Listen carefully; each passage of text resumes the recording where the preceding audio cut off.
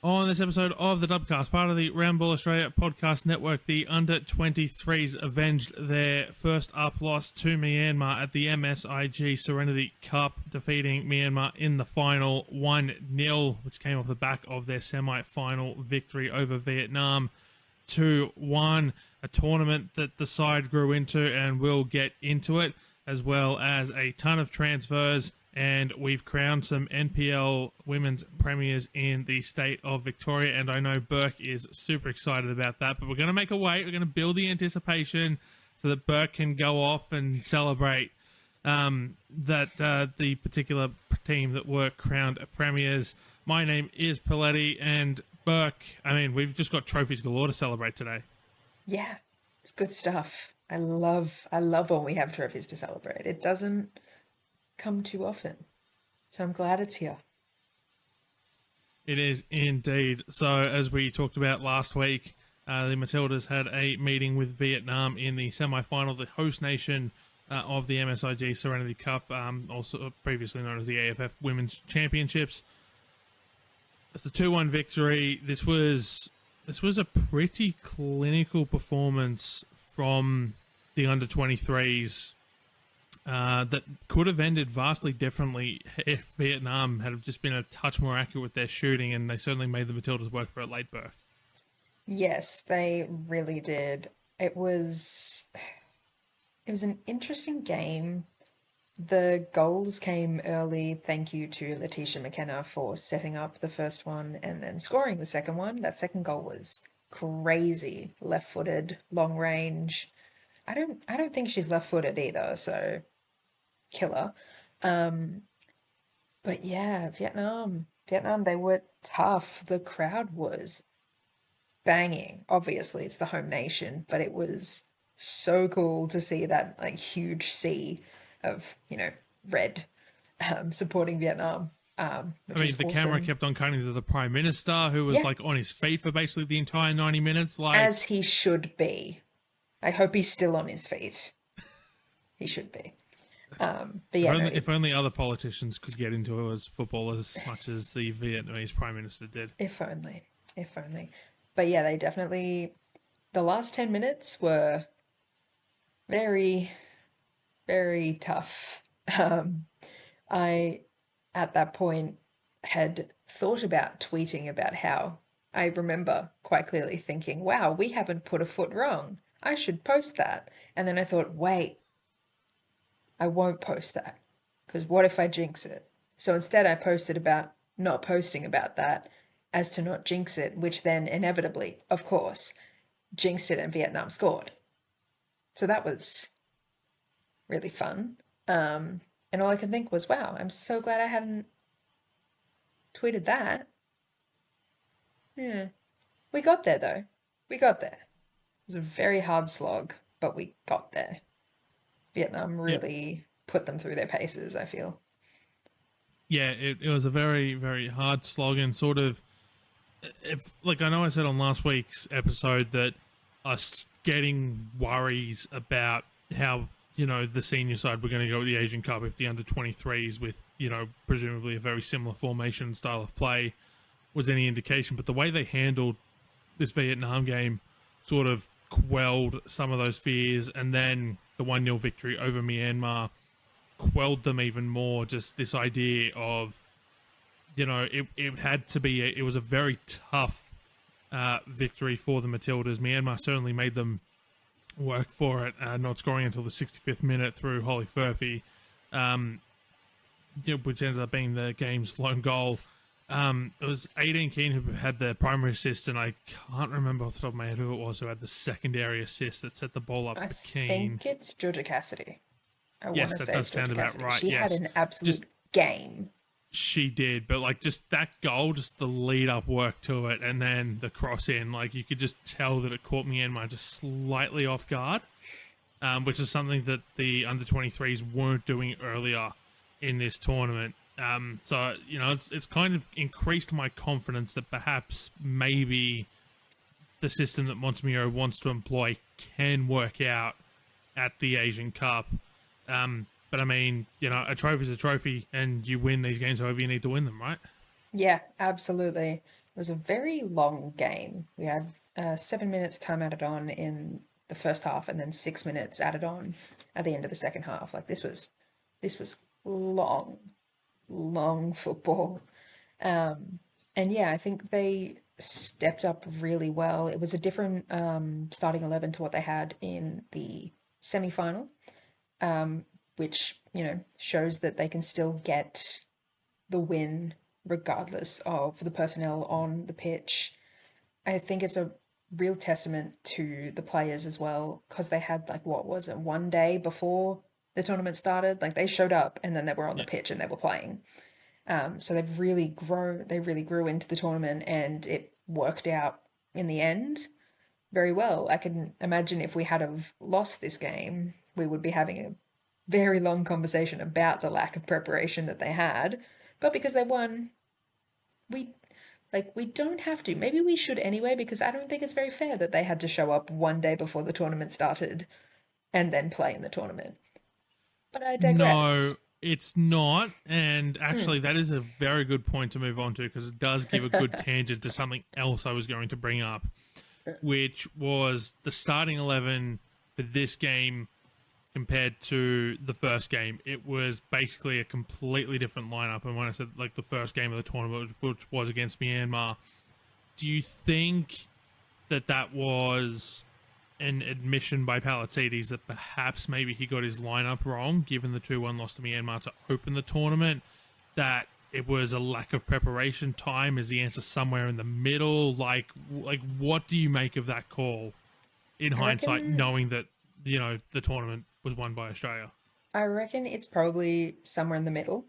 I reckon it's probably unfair to say that the lineup was completely wrong, because they really, like, they hadn't had any time to sort of sort themselves out. You're playing in a completely different environment. There's a bit of a time difference, there's all these other kinds of factors happening. So I don't think it's too fair to say that it was completely wrong. Like, were some of the choices wrong? Probably, but not all of them. Um, but yeah, I still, yes, we won. Very good. Great. Don't take this as an excuse to send them to tournaments one day beforehand. Do not. Just because it worked one time does not mean it will work again. I want at least 4 days, if not a week. Yeah, time to prepare is probably of the essence, regardless of the results. Just because you get the results doesn't mean that the process to get there was the right way. I know there's a saying about that. I just don't remember it. It's late. I'm tired. I'm exhausted. I'm worn out because of things not related to football. Well, I suppose that depends on what your definition of football is. Footy, shall we say? And I'm sure most of you, if you're paying attention to this, will know exactly what I'm talking about. As unfortunate as it is, Alana Yanchevsky won the was awarded the tournament Rising Star. Holly Furphy was considered the MVP of the tournament. Any surprises there? Not really. If anything, I could have seen it going. I could also have seen it going the other way. So I could have seen Furphy being the rising star, Lana Yanchevsky MVP. Either way, we cleaned up, and I'm very happy about it. I think the only reason that we didn't have an opportunity to get like goalkeeper of the tournament was because we used multiple goalkeepers. So it wasn't like there was one keeper consistently going through. I think Lincoln had a really good game as well, in the final. And yeah, you know what? Random aside thought. Uh, I love the little mascot. Little mascot that they had was really cute. I think they gave Holly Furphy like a little miniature of it when she was awarded her, she was player of the match. I hope they gave it to all the players of the matches because that was so cute. I did feel bad for whoever was in that suit though, because they were like standing there the whole time through the like third place presentations, the second place and the first place, and I can imagine it was very humid there. And they were just standing Yes. there and they were just like rocking back, like side to side the whole time. I hope they got paid for that. I hope they had little fans inside the suit for them. I mean, Um, with the humidity, that's getting into territory of don't even bother washing the suit, just burn it. yeah, just like the tournament's over, we don't need this anymore. Just get a new one for next time. I also saw in the crowd there were some Aussies. I think they were kids dressed as a kangaroo and a koala, but like they were in like full mascot suits. Great gear. I Great mean, gear. absolute dedication. I will Yeah. say, if my eyes aren't deceiving me, I recognised exactly one of the Aussie supporters who was in the crowd, and that was Isabel Gomez's mum. Ah, what a If shock. my eyes weren't deceiving me, but yes, what a shock. Um, A player's mum was there supporting her. I haven't heard of that one before. But yeah, overall, very successful tournament. I think they did a fantastic job. They couldn't have done better. There's nothing better they could have done because they won the whole thing. And it's the first time we've won that tournament since 2008, I believe, that does which sound about right. is crazy because that's only like hmm, in a couple of years, that would have been 20 years ago. So it's like what, 17 Yes. years or something? I don't ask Yes. me about Yeah. math. About 17 years. There's a reason Um, I like this sport because it's so low scoring, okay? That's all we need to say there. I'm going through this lineup, and no, I was gonna say I was trying to work out if there was anyone in this squad who wasn't born the last time the senior, because I'm pretty sure that was the senior Matildas who won that tournament in 2008. The last time the tournament was won. No, everyone was alive, Okay, barely. good. In the case of a couple of them, but they were It doesn't alive. matter. As long as they were conscious, well, maybe they weren't conscious, but as long as they were breathing, it's fine. I don't have to feel horrified by it. Anyway, great job, great gear. You love to see it, etc., etc. Good Yep. stuff. Fantastic job by the under 23s. Last thing I want to Ooh, discuss before we move on from this. Oh, yep. actually, you've got something you want to go with, so It we'll go there first. it definitely, absolutely wasn't important, much along the lines of my tangent about how cute the mascot was. Can we call them? It, I'm spitballing here, spitballing, not tinfoil hatting, not this time. The under 23 leagues, I don't hate it, like the which is Tillies, yeah, under no, no, no. I 23 know exactly league, where you're like going. I don't hate it. The under I 23 know it's leagues. not good, but it's better than them just being the under 23s while everyone else gets to be, oh, we're the young Matildas, we're the junior Matildas. Those words mean the same thing in my head. Do not try and explain the difference to me. I don't.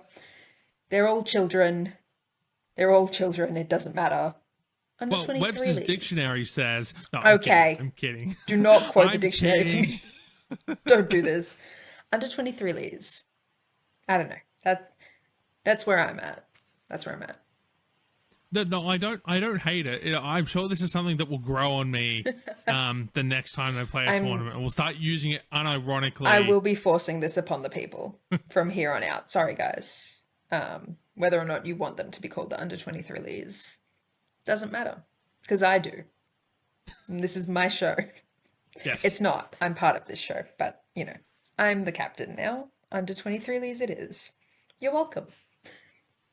The last thing I did want to touch on before we moved on from this was just going back to that idea of the semi-final and the final sort of easing my fears ahead of the Asian Cup. Has it done similar for you, or like how Yeah. have you sort of view those I games in mean, sort of like the holistic sense of where the national teams are at?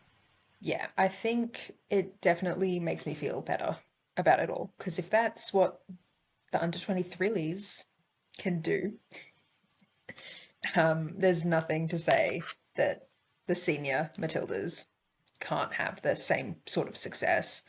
I think a lot of it really with this style of play is going to end up being about adapting on the fly and making the type of football that you play, even though you want to play the same system and same style, tweaking it as like in game kind of thing because you can show up with your game plan as every day of the week and it's not going to matter if the other team has the answers. Because, yeah, we were very good at not trying to find an answer in previous years, or, just finding the craziest possible solution. Alana Kennedy to the front line, anyone? Um, we laugh That now, that but sounded like you were just. No. The reason I laughed was because that sounded like exactly what I would expect to hear over a shopping mall's PA system. Like, Alana Kennedy to the front line, please. Alana Kennedy to the front line, yeah, please. it's funny now, but back then we were in the trenches. So I think that's really. Are we still in the trenches? I think we're in the trenches until proven that we're not in the Yeah, trenches. yeah. We'll find out. Wales, what do you have for us? Um, yeah, I think that's mostly what it's going to come down to. Like, it's all well and good to have your game plan, but if you're not going to be able to adapt it as you go, literally in the moment, we're gonna be doing the same thing again.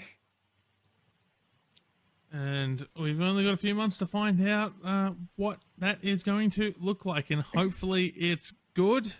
Because It has to be. otherwise, I think we're going to have our first ever 3-hour show.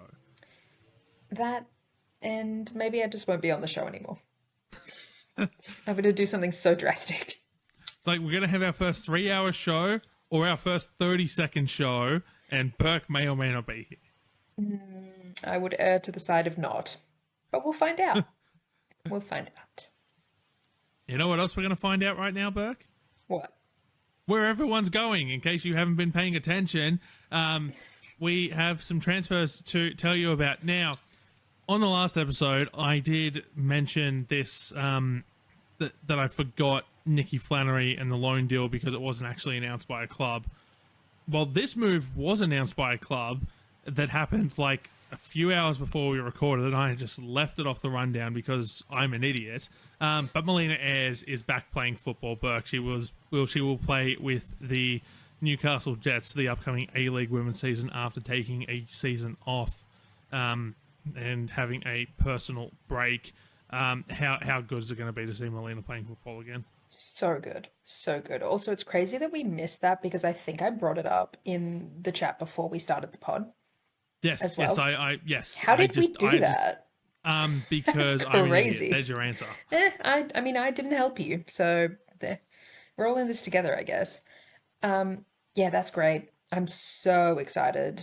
She is probably the answer. Well, probably she. We know the Newcastle Jets are a completely different side when they have a out and out striker waiting for them. We saw it when they had Serena Bolden. They were just completely different. And so I believe we will have I hope, I won't say I believe because it's very early to be saying that you believe in something when I don't know if preseason's even started for these people. No, it is not. Yeah, I hope we get to see a resurgence of the Jets. Maybe if they just, a few less red cards, a few more goals, and yeah, they'll be straight cooking. You can only say it's believing with the Newcastle Jets if Emily Van Egmond is signed with the club. Real. So real. We'll head now to the nation's capital. The club, Canberra United, have announced that Anthony Yagarinich will be back as head coach of the side. And in the world's biggest non-surprise, what a shock, Michelle Heyman was the first signing announced for Canberra United, along with Anthony Yagarinich coming back as Coach Burke. That's crazy. Where's that image? That image is from that YouTube show about the Barbie dolls where it's like, why am I gasping? I already knew that. I already knew that. Everyone knew that. I think like the fish in the ocean knew that. There's no one on Earth, dead or alive, that didn't know that. Thank God. Can you imagine? I can't even imagine Canberra United without Michelle Heyman. Like, it just, low-key, when she retires, they may actually have to fold the club. Just because I don't think I can stand to see them without her. No. What's going to happen is wherever Canberra are playing, when Michelle Heyman finally decides to hang them up for the second time, she's already done this once, But when she hangs them up for the second time, they're just going to have to build this, like they build the statue. Like the second she announces her retirement, statue gets commissioned, and it's just always going to be there. And then screw it. I'm sure she'll be a fantastic coach. Like let her coach. Yeah, absolutely. Absolutely. She should be player coaching right now. Like she should be Jess Fishlocking this right now. Don't know why she isn't. Yeah, great stuff. I'm very interested to see who Canberra end up with to fill out their squad. Although they did sign another Yeah, I was going to say re-sign another string with. We can tell you four more names that will be filling out Canberra United's squad. Emma Robers, Beth Gordon, Darcy Malone, and Tegan Bertolicio all penning new deals with Canberra. I am very excited to see Beth Gordon continue to play football. Like, having just watched her on Saturday night when I was commentating NWS Spirit versus the Northern Tigers, in which Sky Halmarick got her 20th goal of the season in her 20th game. Getting dangerously close to matching Amber Luchtmeyer's 23 goals in 23 games last NPL Women's New South Wales season. But for me, the star of the show, as it usually is, was Beth Gordon. She was everywhere. She was a menace. She was getting to every ball first, and it's not a shock. Like, why am I gasping? I already knew this. Like, Beth Gordon good at football. No, God, what a shock. So I'm very much looking forward to seeing her continuing that at Canberra. Sydney FC have re-signed Tori Tumeth as well. Good stuff. I know some people that will be very happy, or that are very happy about that announcement. She's kind of a bit of a pillar for Sydney. So yeah, it's a good pick for them. I couldn't imagine her really going anywhere else now. She did her time at City, so she's free to go where she pleases, even if that is to Sydney. And speaking of a Melbourne-based side, Melbourne Victory have added or re-signed 3 names to their list as well, coming right off the back of that under-23s win. Sophia Sakalas, who was not part of this squad, but, going down the order of the list, Sophia Sakalas, Holly Murphy, and Alani Anchevsky. Although, to be fair, I think some people thought that Sophia Sakalas should have been part of this list. Was she part of that squad? Have I lost my mind? Yes, she was part of this squad. Yes, all 3. Yeah. Ignore me. It's late. Yes, all 3 were in Vietnam. All 3 participated in winning the trophy, and they've all re-signed with Melbourne Victory for the upcoming season. This Melbourne Victory side, I know we keep on saying it, like Jeff Hopkins is just going to get them clicking at the right time, and they're just going to dominate everyone. It's going to be interesting seeing where they end up, though, considering they have lost quite a few of their stalwart players in Gilnick, Chidiac, and, Murphy, Dapolonia. So it'd be interesting. My real question is, what was their social media team thinking with the, lead-up post to the announcement? Like, what did that mean? What did that mean? They had the emojis. Yeah, it was the beer, the beer which glass. Which is like Furphy beer, I guess. Yes. Right. And then the chef, which is like Alani and Shevskis, I guess. I think that's what they were going for. What's the horse? If you know, get in the comments, gang. Let us know. Please tell me. I'm very confused. I'm not about to at Melbourne Victory. That's not in my wheelhouse, but. I don't know where they were going there. I'd love to know, though. So. Oh, yes, absolutely would love to know. Indeed. And then Perth Glory have been incredibly busy as well, locking down some more players for their squad. Susan Fonksonkamp and Sarah O'Donoghue. And then it was further announced a little bit later on that Charlie Wainwright and Ella Abdul-Masi were coming back, and then along with Tanika Lala and Ella Lincoln, 6 incredibly good players. I'm really excited to just watch Stephen Peters cook with this Perth Glory side for this upcoming season. Like, I'm pretty sure I've been on the record saying on this podcast that I think Wellington Phoenix can, make the grand final this season. I think it might be a stretch too far to say we're going to get a distance derby grand final. It'd be fun but though. it would not it would not surprise me if these two sides met up in a final somewhere, the Phoenix and the Glory, and I just want to see this happen so badly. Like, make it happen. It would be very, very fun. I think this squad is going to be also, much like the Jets, very exciting because we kind of got to see the like potential of them towards the end when they got Fonsong Cam back. So I'm very much looking forward to what they would look like with a healthy Susan Fonsong Cam on their side, as well as all of the players that have been, gelling really quite well through last season. So Yep. And then just quickly, broader footballing news. Western United earlier tonight, as of the time of recording, have confirmed in an email to members that they have submitted their appeal to regain their A-League's license ahead of the upcoming season.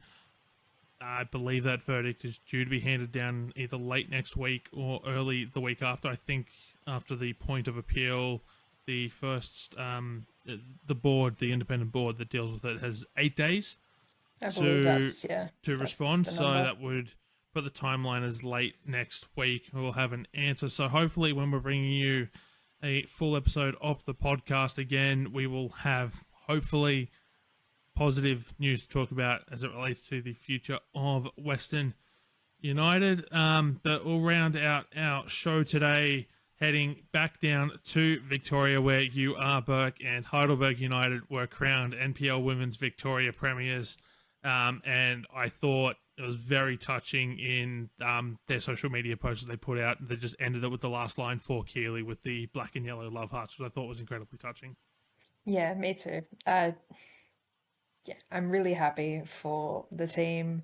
I'm really happy for the club. They're experiencing success at every level. Their men's team has just walloped Wellington Phoenix in the Australia Cup. I know we don't talk about men's football on this podcast, but shout out to them because that was sick. Yeah, and they actually had the ceremony presenting Heidelberg Women's with the Premier's Trophy at halftime during that game. Hence why I'm speaking about that. But yeah, they didn't actually get to play the game that would have won them the premiership because of a waterlogged pitch, I believe, in Preston, I want to say. But because it was a draw between Bulleen and South Melbourne, they've got enough points to call it theirs. So a huge congratulations to Heidelberg United Women's for winning the Premier's Trophy in the NPLW Victoria.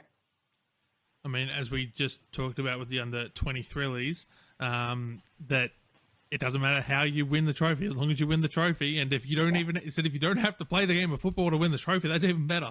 Exactly. Huge dubs. They had the potential of winning all 3 trophies this season. Unfortunately, they didn't get there with the Doherty Cup. They lost that one in penalties to South Melbourne. But yeah, they've won the premiership. They could still win the whole thing. I hope they do, personally. You may think otherwise. I think you're wrong. That's okay. You're allowed to be wrong. What a lesson to sign off on. You're allowed to be wrong. I mean, that, to be fair, like, you're allowed to be right, you're allowed to be wrong. We're not going to tell you otherwise, unless it comes to Heidelberg, in which case Burke will tell you otherwise. Burke's opinion does not reflect those of Round Ball Australia or the Dubcast. But that will do for this episode of the Dubcast, part of the Round Ball Australia podcast network. We'll be back next week with an interview of some description before a full-length episode the week after. So very much looking forward to bringing you that one. But for now, my name is Poletti. As always, I've been joined by Burke. Thank you very much for tuning in. Goodbye.